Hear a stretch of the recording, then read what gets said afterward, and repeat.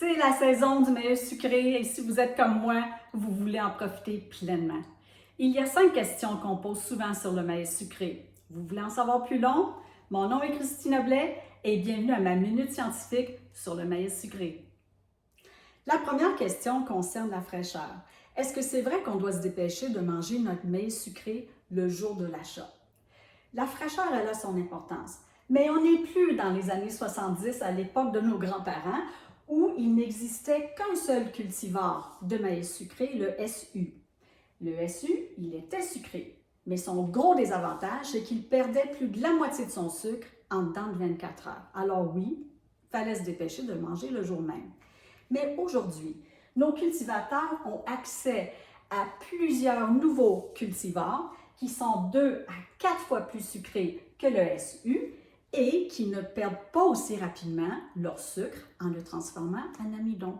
On peut donc se permettre de l'entreposer 3 à 4 jours sans qu'il ne perde trop de sa saveur sucrée.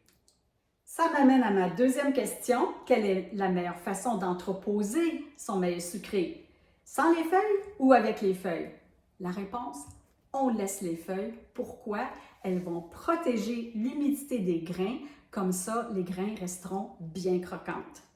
Et bien évidemment, le meilleur endroit pour entreposer son blé d'Inde, c'est dans le réfrigérateur.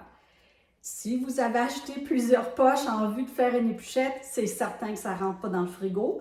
On essaye de trouver l'endroit le plus frais dans son environnement. Troisième question très populaire, est-ce que la couleur influence le goût? Autrement dit, est-ce que le blanc est plus sucré que le bicolore qui serait plus sucré que le jaune?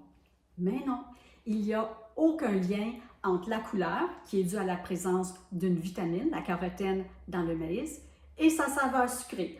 Alors qu'il soit jaune pâle, jaune foncé, blanc crème ou jaune et blanc, toutes les variétés sont sucrées. Quatrième question. Est-ce que cuire son maïs sucré dans du lait va le rendre plus sucré? Mais pas du tout. Vaut mieux garder sa pinte de lait pour faire autre chose.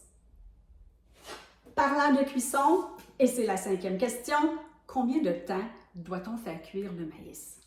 C'est beaucoup moins long que vous ne le pensez. Pourquoi? C'est que la chaleur a seulement besoin de traverser l'épaisseur du grain et on voit que c'est pas très gros. On n'a pas besoin de traverser l'épi au complet. Donc, pour une cuisson à l'eau bouillante, on amène l'eau à ébullition, on met les épis dedans et on calcule 5 à 7 minutes, pas bien plus. D'ailleurs, quand le maïs commence à dégager un arôme sucré de maïs, c'est le temps de le sortir de l'eau.